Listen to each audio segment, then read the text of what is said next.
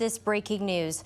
3 people have been shot, 1 killed in New Orleans East. According to New Orleans police, several 911 calls reported shots fired around 6 o'clock tonight in the 7800 block of Sand Street. That's near Parish Road in the lakefront.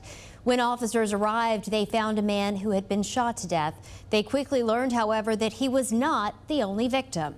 As our homicide unit and crime scene investigators and the coroner's investigators were out here processing the scene, canvassing for evidence, they began to receive phone calls from various local hospitals that there were additional victims who began to show up via private conveyance.